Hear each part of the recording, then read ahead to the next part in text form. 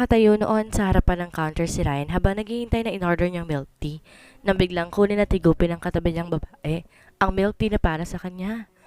Masyado kasi itong abala sa pagkukutkot dito sa cellphone kaya hindi dito napansin na iba ang nadampot. Patalikod na ang babae nang satahin to ng crew. Miss, kay sir po yung nadampot ninyo. Nakangiting sabi ng crew. Biglang napatigil ang babae. Sinilya pa nito ang hawak na milk tea at dun lang nito napansin na mas malaki pa lang nakuha niya kaysa binili niya. Ah, sorry. Nakangising sabi ng babae nang bumaling sa crew. Paano po yan, ma'am? Nainom niyo na po. Biglang namutla ang dalaga sa naisip pahiwatig ng crew. Kakalabas pa lang kasi nito at wala pa itong dalang ekstrang pera. Nilingon siya ng babae pero nilakayan lang niya ito ng mga mata. Tila nagtatanong. Nilitian siya ng babae. Sabay nag-sign ng peace sa kanya.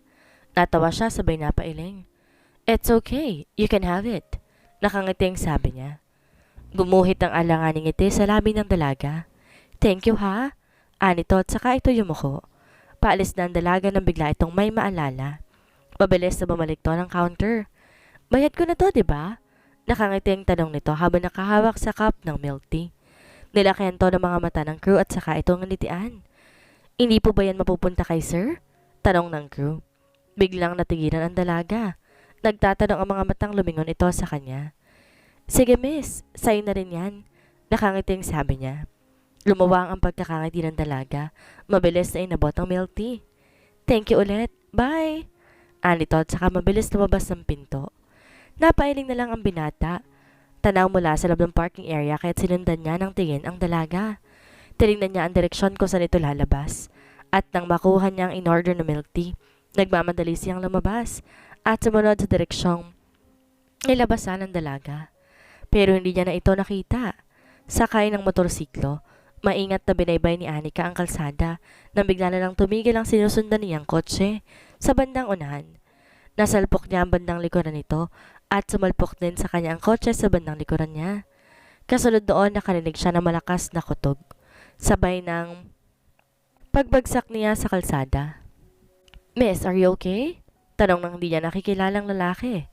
Lumabo ang paningin niya hanggang sa unti-unti na siyang nawalan ng malay. Gabi na magkamali ang dalaga sa ospital. Napabalikwa siya na mapansin na mag-aarang kwarto na inuoko pa niya. Akmang tatanggalin niya ang swerong nakadikit sa kamay niya nang biglang dumating ang nurse. Miss, anong ginagawa mo? Anito na agad lumapit at nais ang pagkakalagay ng swero niya. Uuwi na po ako. Agad na sagot niya. Naku, hindi pa pwede. Under observation ka pa. Anito habang inaalalayan siya pahiga sa kama. Nurse, wala po akong pambabayad sa mamahaling ospital na to. Kaya kung po pwede po sana hayaan niyo na lang po akong umuwi. Sabi niya. Napangiti ang nurse. Don't worry miss. Sagot na ni Sir Yan ang lahat na magiging bill mo. Napakunot ang noon niya. Sino po si Sir Ryan? Anak siya na may-ari ng ospital at siya rin ang nagdala niya sa iyo rito. Siya ba yung nakabangga sa akin? Kurot ang noong tanong niya. Hindi ako sigurado sa bagay na yan. Siya na lang ang tanongin mo mamaya. Kausap niya lang ang doktor mo. Mayamang, sisilip yun sa'yo. Nakangiting sabi ng nurse bago siya iniwan. Maya-maya pa'y nakarinig siya na mahihinang katok sa pintuan. Hi, kamusta na ang pakiramdam mo? Nakangiting bungan na isang gwapong lalaki. Si Ryan, 26 years old, 5'8" ang taas, maputi at may katamtamang pangangatawan. Napaawang ang mga labi ng dalaga. Iyon ang lalaki nagbigay sa kanya ng milk tea sa milk tea shop. Ang gwapo niya. Para siya nakakita ng Chinese young actor sa kakisigan nito. Hi! Muling bati nito na makalapit sa kanya. Nakatitig at wala pa rin siyang imik habang nakatingala sa lalaki. I'm Ryan. Ako ang nagdala sa iyo rito. Nakangiting nilahad nito ang kamay sa kanya. Natataranta namang inabot niya ang kamay rito. Sobrang lambot ng kamay ng binata kaya bahagya siyang nahiya. Hello po. Nakangiting sabi niya habang nakatitig sa binata. Pasensya ka na. Nabigla ako nang biglang tumigil ang motor mo kaya hindi agad ako nakaapak sa preno. Kamusta na ang pakiramdam mo? May masakit ba sa'yo? Tanong nito. Medyo makirot lang po mga sugat ko pero wala naman po siguro kung bali sa katawan, di ba? Alanganing tanong niya. Napangiti ang binata. Nangingislap ang mata nito habang nakatitig sa kanya.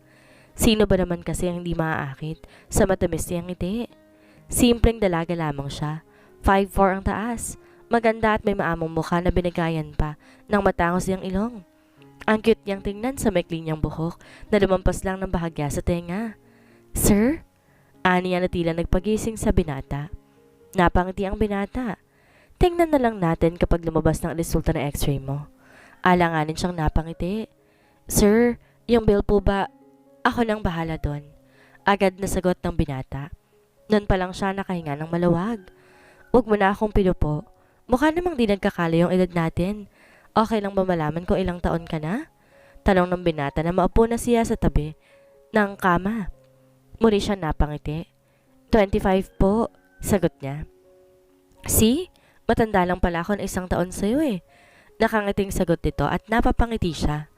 "Sino bang po pwede kong sabihan sa family mo para ipaalam ko ang nangyari sa'yo?" Tanong ng binata. "Wala po akong kasama rito. Nasa probinsya po ang tatay at kapatid ko.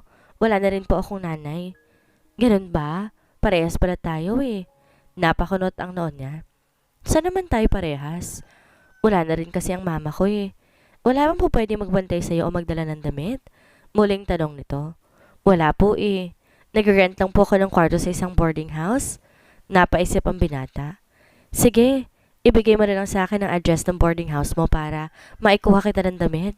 I-text mo na lang din ang kasera mo para alam na pupunta ako.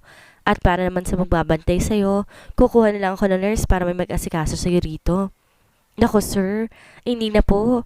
Kaya ko na po mag-isa." Nakangiting sabi niya. "Sabi ng doktor, mga 1 linggo ka pa rito. Kaya kakailangan mo talagang kumuha ng mga damit, Anika." Napakunot ang noo ng dalaga. "Paano niyo po nalaman ang pangalan ko?" Ngumiti ang binata at saka dumukot sa bulsa.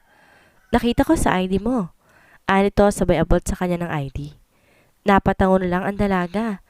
"Ako na lang pambahala sa pagkuha ng mga damit ko. Papakiusapan ko na lang pong kasama ko sa bahay." "Ikaw ang bahala." Nagpaalam ng binata sa kanya. Pero bago to umalis, kinausap muna nito ang ama para bigyan siya ng VIP treatment sa ospital.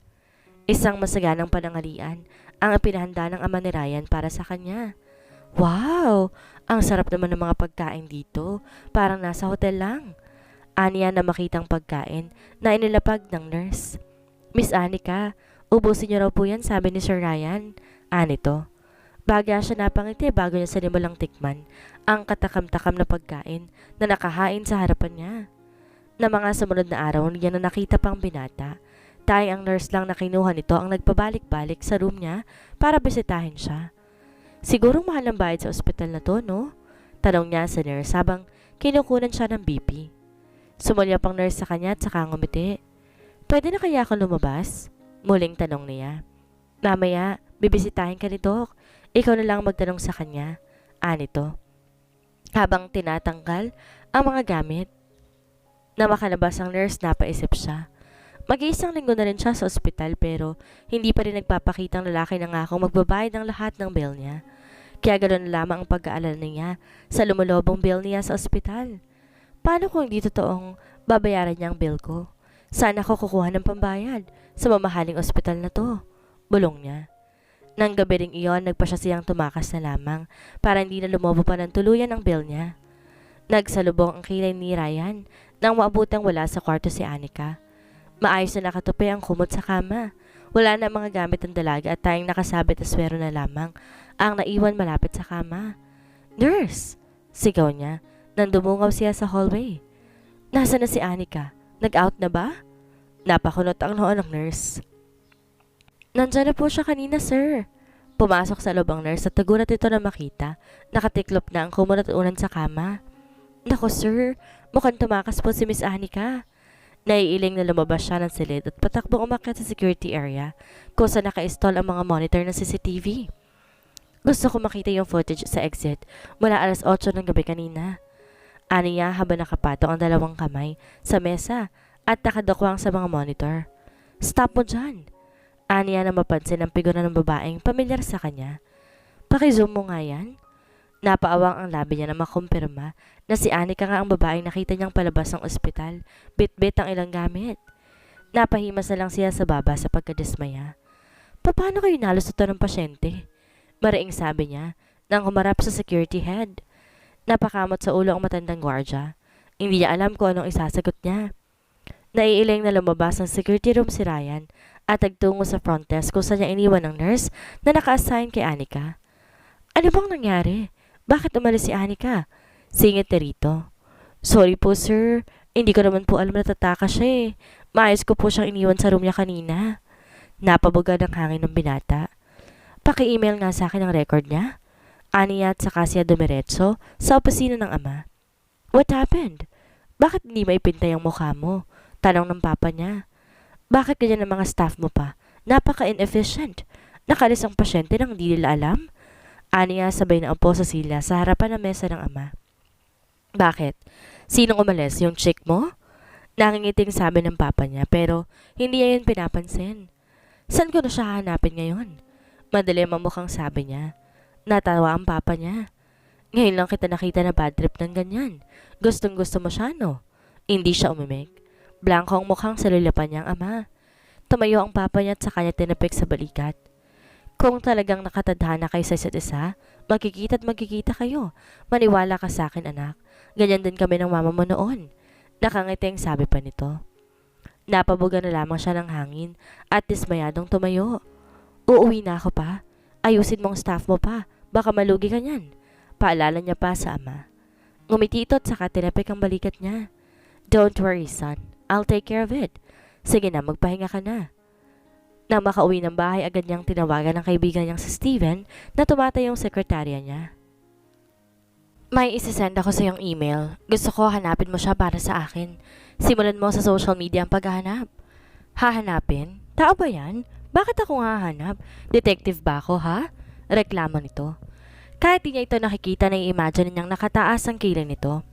Huwag ka na magreklamo. Sundin mo na lang ang iuutos ko. Na-isend ko na sa iyong email. I-check mo na. Napasimangot na lang si Steven nang babaan niya ito ng phone. Kaloka? Ano naman kaya to? Di niya pa talaga nagpapabukas ang iutos niya eh. Ani Steven habang nagbubukas ng laptop. Napakunot ang noon niya na mabasa ang email na ipinadala ni Ryan. Bigla siya napangiti. Kaloka? Kala ko kung sino importante, babae lang pala. Pero bigla siyang natigilan at tila napaisip. Hindi kaya ito si ate girl na nakita niya sa milk tea shop? Nakita ulit sila? Nanlalakay ang mga matang sabi niya. Nabanggit kasi ni Ryan ang tungkol sa milk tea shop na crush nito. Di niya maiwasang ma-excite sa love life ng boring niyang kaibigan. Puro trabaho na lang kasing nasa isip ito. Agad siyang tumipa sa keyboard para hanapin sa social media ang dalaga pero bigo siyang makita ito. San kayong bundok galing to't wala yatang alam sa social media? Aniya habang nakatitig sa monitor. Binabaliktad na niya ang pangalan nito pero wala pa rin mag-match na account. Nakakurious naman ako kung ano itsura ng babaeng to. Bakit ang hirap niyang hanapin? Ano, Steven? Nagawa mo ba ang pinagagawa ko sa'yo? May impormasyon ka bang nakuha? Tanong ni Ryan na makasalubong sila sa hallway. Negative. Wala siyang account kahit saan. Baka naman dummy account lang ang gamit niya. O di kaya hindi uso sa kanilang internet. Ani Steven habang pumipindot sa elevator. Ano ka ba? Bakit nagmamadali ka na naman? Nasa labas ang jowa ko. May sakit daw ang nanay. Ani Steven. Nagpauto ka na naman. Hayaan mo na. Mana lang ako sa'yo. Ikaw nga naluloko sa paghanap sa babae na yan eh. Agad tong sumakay nang bumukas ang elevator. Napailing na lamang siya. Hindi niya masisi si Steven kung bakit gano'n lang to ikabait sa boyfriend. Ganon talaga siguro kapag in love ang isang tao. Handang gawin ang lahat para sa minamahal nang walang hinihintay na kapalit. Sa paglipas sa mga araw, wala pa rin siyang nakukuhang balita tungkol sa babae sa milk tea shop, kaya tinanggap niya na lang na maaaring hindi sila nakalaan sa isa't isa. Makalipas ang isang buwan, Hello, Dax Kitchen, good evening! Natigilan si Ryan nang marinig ang pamilya na boses ng babae sa kabilang linya. Biglang bumilis ang tibok ng puso niya. Namilog ang mga mata niya at di siya agad nakaimig. Hello? Muling nagsalita ang babae sa kabilang linya nang hindi siya sumagot. Yes, hello? Pa-deliver naman ako na isang bucket ng sweet and sour chicken wings. Bucket of sweet and sour chicken wings, yun lang po ba, sir? Saan po kayo banda? Napakunot ang noon niya. Kakaibang excitement ang naramdaman niya na marinig niyang boses ng babae. Matapos siya masabi ang address, agad na rin ibinaba ng babae ang phone. Kaboses niya lang ba? O siya talaga yon? Nangingiting sabi niya. Di niya maipaliwanag ang nararamdaman niya. Bigla siyang na-excite makita ang babae sa likod ng boses na iyon. Hindi siya mapakali habang naghihintay. Matapos ang 30 minuto, tumunog ang doorbell. Tinungo niyang pindot bumungad sa kanyang maamong mukha ni Anika. Nakasuot sa siko nito ang pink na helmet habang bitbit sa isang kamay ang order niya. Unti-unti nawala ang pagkakangiti sa mukha ng dalaga at napalitan ng pangamba. Pangamba na baka singilin siya ni Ryan sa tinakbuhan niyang bill sa ospital. Good evening sir. Kayo po pala yan sir. Nakangising sabi nito. Finally, nakita rin kita. Seryosong mukhang sabi niya. Halatang kinabahan ng dalaga sa narinig. Sir, eto na po yung order ninyo. Nagmamadaling inabot nito ang bucket sa kanya at saka tumalikod, pero agad niyang inabot ang braso nito. Tatakas ka na naman? Buo ang boses na tanong niya, kaya mas lalo pang kinabahan ng dalaga. Hindi ka agad to nakakilos na makatingin sa kanya. Hinila niya ang dalaga papasok at saka niya isinara ang pinto. Inilapag niya ang bucket sa mesa. Now tell me, bakit ka tumakas sa ospital? Mariin at seryoso ang boses na sabi niya. Pinagsalikop niya pa ang magkabilang braso habang nakatayo sa harapan ng dalaga. Pasensya na po sir, hindi ko na po kasi kayo nakita ng mga sumunod na araw, kaya nag-alala po ako na baka hindi totoo ang pinangako niyo na kayo magbabayad ng bill ko sa ospital. Nakayoko ang sagot nito. Napakunot ang noon niya. Mukha ba ako manloloko? Binibisita kita araw-araw pero lagi ka namang tulog kaya hindi mo ako nakikita. Sagot niya. Napangisi ang dalaga. Sorry po sir, akala ko po kasi niloloko niyo lang ako. Okay lang po sana kung may pera ako pero walang-wala din po kasi ako eh. Paliwanag ng dalaga. Bigla namang napawi ang galit niya. Umupo ka muna. Aniya na naoy naupo na rin katapat ng dalaga. Kamusta ka naman? Wala bang masakit sa'yo? Bakit nagmamotor ka pa rin? Hindi ka pa ba nadadala? Sunod-sunod ang tanong niya. Napangiti ang dalaga. Okay lang po ako. Wala naman po ako nararamdaman na kahit ano eh. Wala naman po kasi ako ibang mapapasukan trabaho dito sa Maynila. Kahit ma-management graduate po ako, hindi rin naman po kilalang school ang pinanggalingan ko. Napaboga ng hangin siya. Saglit siyang nagpaalam para kuhanin ng perang noon pa niya balak ibigay sa dalaga. Ano po ito, sir? Nakakunot ang noong tanong ng dalaga nang iabot niya ang maliit na brown na sobre.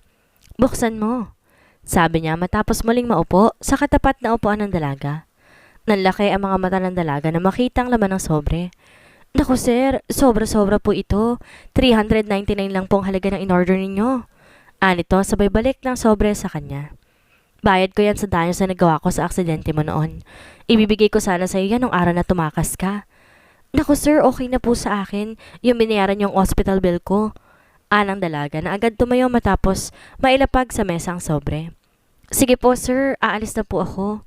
Hindi na niya napigilan pa ang dalaga nang naglakad palabas ng pinto. Kaya inihatid niya na lang ito palabas.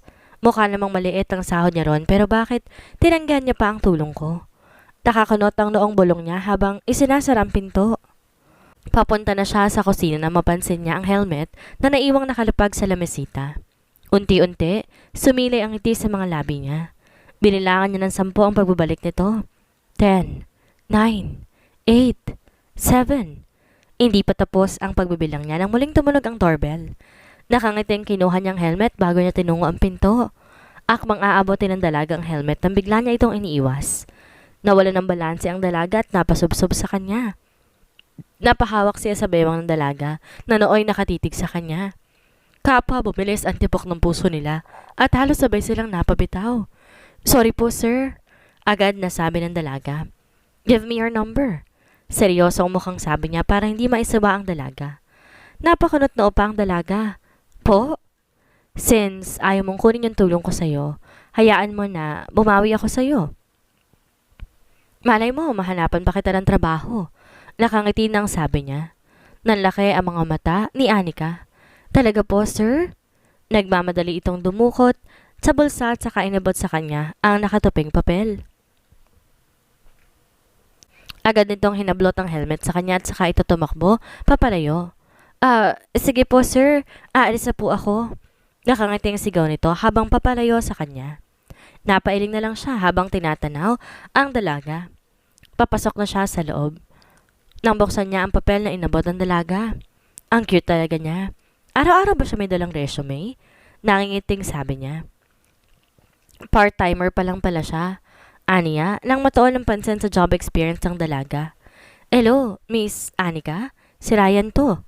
Bungad ni Brian sa telepono. Hello po, sir. May iutos sana ako sa'yo. Pwede ka ba? Sige po, sir. Ano po ba yon? May ipapapick up ako sa yung box ng isang office supply. Pakiingatan na lang, ha? Sige po, sir. Iti-text ko lang po ang address ng store at yung address kung saan ko po dadalhin.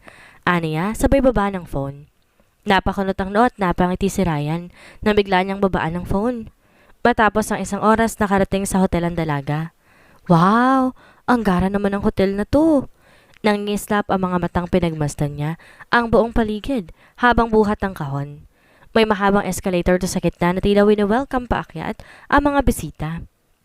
Habang sa ibaba naman, nakahanay ang mga elevator. Miss Anika? Tanong ng security na lumapit sa kanya. Yes po. Natatarantang sagot niya. Iniintay na po kayo ni Sir Ryan sa itaas. Anito sabay turo sa escalator paakyat. Okay. Thank you po. Nagmamadaling tinungo niyang escalator. Hindi pa rin maalis-alis sa mga mata niya sa magagarang chandelier na nakasabit sa paligid. Pagdating sa itaas, agad naman niyang natunto ng opisina ni Ryan. Sir, ito na po yung pinakuha niyo sa akin. Aniya habang maingat na inilalapag ang dalang box sa mesa. Good! Nakangiting sabi ng binata. Habang nakatayo siya sa harap ng mesa ni Ryan, iniangat nito ang phone. Ella, pakikuha na rito yung coupon bond at pakidala sa stockroom. Ilang saglit pa, pumasok. Dumating ang babaeng tinawag nitong Ella at kinuha ang box. Napaawang ang mga labi ni Anika. Akala ko po ba babasagin yon, sir? Aniya na makalis ang babae. Napangiti si Ryan. Kung hindi ko sinabing ingatan mo yon, malamang wala pang 30 minutes nandito ka na. Napasimangot ang dalaga. Sana po sinabi ninyong totoo, sir. Sayang naman po ang biyahe ko. Napakunot ang noo ni Ryan. Bakit naman nasayang ang biyahe mo? Sa 30 minutes pong nawala sa akin, pwede pa po ako makabiyahe ng isa o dalawa. Napatango-tango si Ryan. Hindi niya kasi naisip ang bagay na yon. Sige, dodoblehin ko na lang ang bayad ko. Sabi niya at saka kumuha ng pera sa drawer. Hindi po ganun ang ibig kong sabihin, sir. Mabilis na sagot niya. Bahagyang napangiti si Ryan. I'm sorry. Hindi ko alam na ganun kahalaga sa iyong bawat minuto. Gusto ko lang naman na mag-ingat ka sa pagmamaneho. Hindi na umimik pa si Anika. Pagkaabot niya ng pera, agad na itong tumalikod, di na nagpaalam pa. Napikon ko yata. Bulong niya. Sinubukan niyang tawagan muli ang dalaga pero hindi na ito sumasagot sa phone. Di naman siguro niya papatakbuhin ng mabilis ang motor dahil sa inis niya sa akin. Pauwi na siya mula opisina nang muli niyang maalala ang dalaga. Bago pa siya sumakay ng kotse, tinextan niya ito at inutusang bumili ng pagkain niya para sa hapunan. Habang nagda-drive, panay ang sulyap niya sa cellphone pero hindi ito nag-reply sa kanya. Hay, malamang galit siya. Naiiling na sabi niya. Kasalukuyan naglalakad sa hallway si Ryan nang matanaw niya ang kung ano nakasabit sa labas ng pintuan niya. Bahagya siyang napangiti. Hindi naman pala galit ang dalaga dahil nagawa pa nitong bilhin ang inutos niya. Isang paper bag na may lamang pagkain ang iniwan ni Anika. Sir, pasensya na po. Hindi ko na po kayo nahintay. Yon ang mensaheng iniwan ng dalaga sa sticky note na nakadikit sa paper bag. Nangingiting dinukot niya ang cellphone sa bulsa niya at habang binubuksan niya ang pinto, tinawagan niyang dalaga. Hello? Halos pabulong na sagot ni Anika. Hello Anika, salamat sa food. Pakikuha mo na lang sa opisina ko bukas ang bayad. Okay po sir. Mabilis sa sagot ng dalaga sabay baba ng phone. Napakunot ang noon niya. Lagi na lang siyang nagmamadali. Naging hobby na niya ang pagbabaan ako ng phone. Sir, nasa loob na si Miss Anika. Bungad ni Steven nang masalubong ni Ryan sa hallway. Okay, pakikancel ang first meeting ko today. Seryosong sabi niya habang naglalakad papunta sa elevator. Namilog ang mga mata ni Steven na nooy naglalakad kasunod niya. Are you sure, sir? Importante ang meeting niyo ngayong umaga. Tanong nito. Sa ilang taon niyang pagiging sekretary ni Ryan, hindi ito basta-basta nagka-cancel ng appointments, kundi din naman pala importante ang dahilan. I said cancel it. Mariing sabi niya. Napatas ang isang kilid ng bakla at bahagyang napangiti. Ganon ka-importante sa kanyang babaeng yon? Jowa niya kayang isang yon? Nakangising bulong nito habang tinatanaw ang binata. Naabutan ni Ryan si Anika na naglalaro habang nakaupo sa upuan niya. Pinapaandar nitong upuan na parang isang sasakyan. Nakatalikod to sa gawing pintuan kaya hindi siya nito napapansin. Ahem! Aniya para maagaw ang atensyon ng dalaga. Napaigtad ang dalaga. Agad tumayo at bumati sa kanya. Hello po sir. Bati nito sabay ko. Napangiti si Ryan. Mukhang nagustuhan mo ang upuan ko Gusto mo ba sa'yo na lang? Biro niya habang hinihilang upuan pabalik sa dating pwesto. Namula ang pisngi ng dalaga. Sorry po. Nang makaupo, lumukot sa bulsa ng coat si Ryan at inabot sa kanya ang isang brown na sobre. Salamat po sa pagbili mo ng dinner ko kagabi.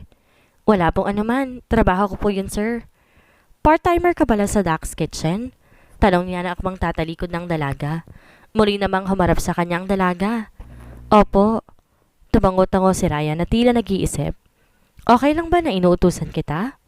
Okay na okay po, sir. Wala rin naman pong halos booking sa online delivery. Masiglang sagot ng dalaga. Good. Nakangiting sabi niya. Pumunta ka sa bahay ko. Kunin mo yung naiwan kong folder na nakapatong sa lamesita sa sala. Okay po, sir. Mabilis sa sagot ng dalaga sabay talikod. Napaawang ang mga labi ni Ryan. Wala ba siyang mahinahong kilos? Lagi na lang siyang nagmamadali. Alam kaya niyang passcode ko. Kurot ang noong bulong niya. Napailing na lamang siya. Inaasahan niyang tatawag ang dalaga matapos ang ilang minuto pero hindi na ito tumawag. Pagdating sa condo unit ni Ryan nawala ang pagkakangiti ni Anika nang makita ang pinto. Sinubukan niyang tawagan si Ryan pero naka-off na ang cellphone nito. Napasimangot ang dalaga. Ano kayang code nito? Aniya habang nakatitig sa pinto. Hindi kaya mablock to kung huhulaan ko? Bulong niya. Mariin siyang napapikit. Bahala na. Hindi niya alam kung ba't naisipan niyang itype ang birthday niya. At gano'n lang ang gulat niya na mabuksan ang pinto. Wow! Sakto pa sa birthday ko ang passcode niya. Siguro espesyal din sa kanyang date na yon. Parehas kaya kami ng birthday? Nangingiting sabi niya habang papasok ng bahay. Nung makuha niya mga files agad niyang tinawagan si Ryan pero naka-off pa rin ang cellphone nito kaya nagpa siya siyang dumiretso na lang ulit sa opisina nito. Sir, nandito na po yung pinapakuha ni Sir Ryan. Bungad niya kay Steven na nakapwesto lang malapit sa silid ng opisina ng binata. Nagtaas to ng kilay. Sir, sa ganda kong to, tinawag mo akong sir? Nagtataring na sabi ng bakla. Naku, sorry po. Ano po bang gusto niyo itawag ko sa inyo? Nahihiyang tanong niya. Miss Steven. Tawagin mo ako Miss Steven. Kukurap-kurap ang sabi nito na animoy nagpapakyut. Grabe. Sa brusko niyang pangangatawan at matigas niyang mukha, nakuha niya pa talagang magpatawag ng Miss? Bakit hindi mo gusto? Nakataas ang kilay ng tanong nito nang hindi siya kumibo. Ay naku, gustong gusto po. Bagay na bagay nga po sa inyo ang Miss Steven. Pilit ang iting sagot niya. Ikaw ha? Sa tingin ko may something sa inyo ni boss. Umamin ka nga, jowa ka ba niya ha? Anito at saka siya nilakihan ng mga mata. Naku, wala po. Hindi po Miss Steven. Aniya kasabay ng sunod-sunod na pag-iling at pagsenyas ng wala. Malalaman ko rin yan. Sige, pumasok ka na sa loob at doon mo siya hintayin. Sabi ni Steven na nooy binaling ng atensyon sa computer. Dala na matinding pagod at puyat, nakatulog ang dalaga sa sofa habang naghihintay. Bahagya pang natigilan si Ryan na matanaw niya ito mula sa pinto na halos nakahilig na sa sofa. Mukhang pagod na naman siya. Maingat na binuhat niya ang dalaga at inihiga sa mahabang sofa. At doon niya napansin ang mga bagong galos at sugat ito sa mga siko at paa. Marunong ba talaga siyang magmotor? Bulong niya habang sinusuri ang mga bagong sugat ng dalaga. Hinubad niya ang suot niyang coat, tsaka niya kinumot sa dalaga. Mag-aalas 12 nang tapikin niya ito sa pisngi. Anika, gising! Dahan-dahan nagmulat ng mga mata ang dalaga. Bigla itong napaigtad nang mamukhaan siya. Naku sir, sorry po, nakaidlip pala ako. Nagmamadali itong tumayo. Kumain muna tayo sa baba. Aya niya rito. Hindi na po. Anito habang inaayos ang nagusot na damit. Wala na nagawa pa si Ryan nang bigla na lang itong tumakbo matapos yung maiabot ang sobre. Steven! Sigaw niya sa sekretaryang nooy nakasilip lang sa labas. Pero imbes na lumapit, sumimangot lang ito at tumalikod sa kanya. Steven, ano ba? Muling tawag niya rito. Nagmamaktol na tumayo ito at lumapit sa kanya. Miss Steven kasi. Nakalukot ang mukhang sabi nito. Ikaw, tumigil ka sa kalokohan mo ha? Ang laki-laki ng katawan mo, gusto mong tawagin kitang miss? Pwede ba magpakalalaki ka nga? Didibdiban kita dyan eh. Grabe ka boss, ang harsh mo sa akin ha? Mali yung ginagawa mo. Isusumbong kita sa human rights, makikita mo. Tumitilapon pa ang kamay na sabi nito. Natawa si Ryan. Umayos ka nga. Aniya na pabirong sisipain ng kaibigan. Ano ba kasi yun? Bakit ang init ng ulo mo? Ani Steven habang sinisipat ang mga kuko na bagong manicure. May bakante ba tayong pwesto sa hotel? Tanong niya. Bakit akong tinatanong mo, HR ba ako? Nagtataray pang sagot ni Steven. Ganon. Kung bakantehin ko na lang kaya yung pwesto mo. Biro niya. Grabe ka talaga. Sige na nga magtatanong ko sa HR office. Mamaya. Anito at saka siya tinilikuran. Bahagya namang napangiti ang binata habang sinusundan ng tingin na nagdadabog niyang kaibigan. Hindi niya maiwasang mapailing sa kakaiba at makulay na outfit nito.